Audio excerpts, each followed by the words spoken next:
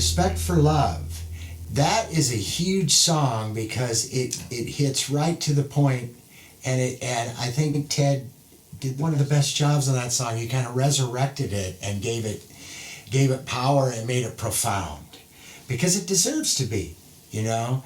A lot of the things of what it's inferring, if you know what the words in that song are saying, then you're a very fortunate person, because that is the power. That is love, kind of that undergoing. And that's what I've always liked about Gary is his lyrics aren't about, you think it's a love song, but it's not. It's about the relationship of yourself in a lot of ways, and utilizing and understanding that what's happening in the outside world it's your perception of what's happening that means the most.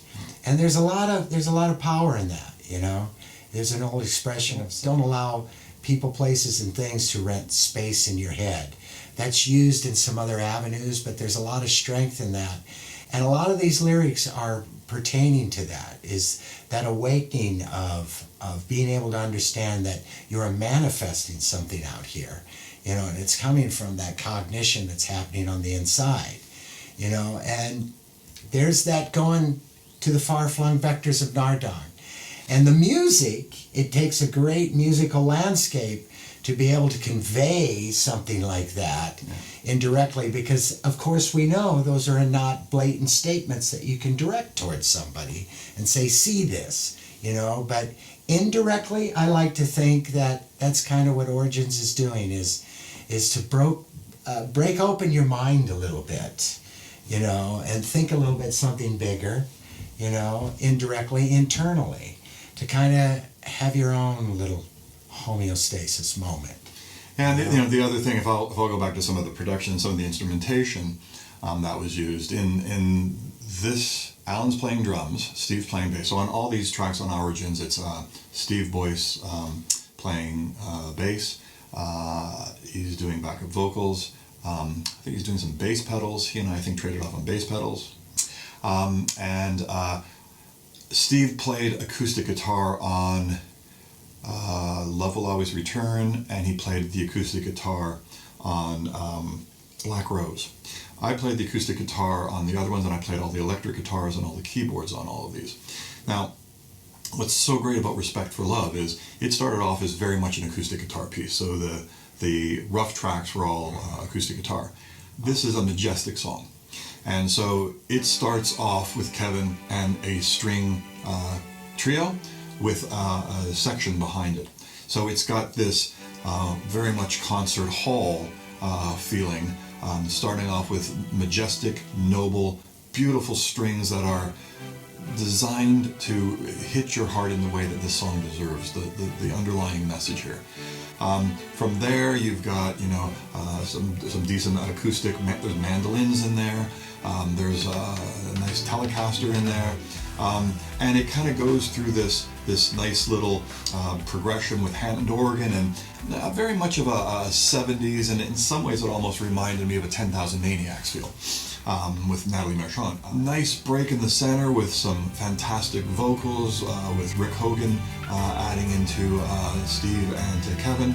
And selfishly, from a keyboard point of view, there's some Straubs, Rick Wakeman's Straubs era high piano tinkles in there, mixed with some, again, the trio is back with the section, and you've got this beautiful orchestra thing coming in before the track completely changes character and it becomes electric guitar driven, really pushing that home.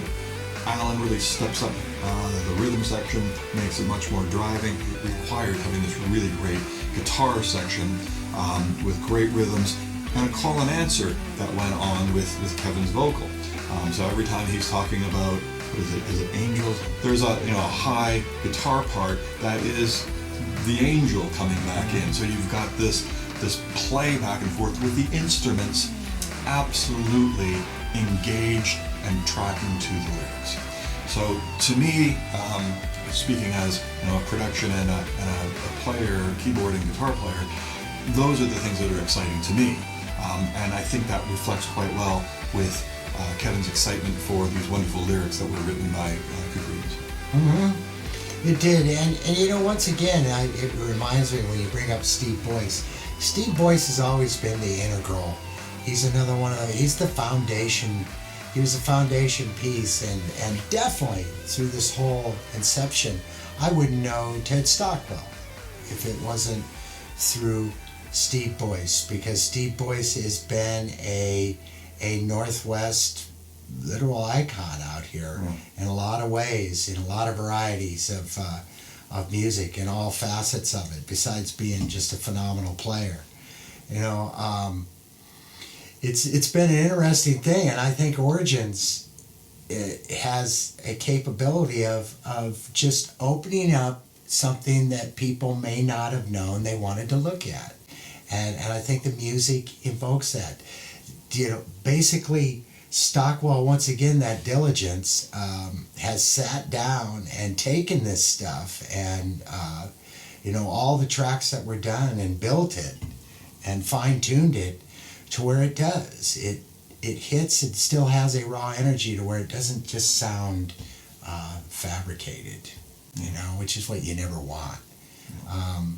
You know, the live aspect of when White used to play, and this was before we separated ways, where the inception of the White Loyal went into Jeff Downs coming in and basically just placating something that was just going to happen. It was like something was going down a hill and it had to happen, and we didn't know how it was going to end up, you know, because everybody has a right, you know, to see things the way they want to see them. You know, that should always happen. And I think that as a whole, when we played live, that was one of the best things. And there's some of those YouTube that Ted had put out, and that was the band when White, from that Merkaba, that Crossroad, and then White Loyal, and then we were able to go out and play live. And there again goes back to what I was saying before. It's the energies of the people. And that's me personally. When I go see a band, I see the band and I see the energy of the band. That's the way I look at it. And there was a great energy in White. The core of Carl, Alan, Steve, Ted, and myself.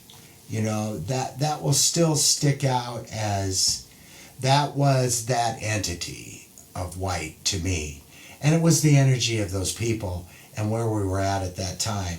And I think Origins kind of gives a nice little encore, you know, of what the reality of that was, you know, which it comes back down around to. I think that Origin indirectly was kind of, with no ego involved, was the energy of Ted and I at that point. And now here we are again, you know, with a great expression that deserves to have people at least be able to see what you think about it. I mean, that's what it's all about anyway. Oh. You know, to me, is the expression and what happened between these people. And here's the expression that came out. Wow. There's always something in everything. Yeah. You know? And hopefully something good. I think we're happy with it, and hopefully you'll be too. We long for the truth.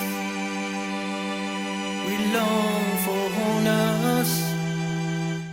Still too often we feel alone.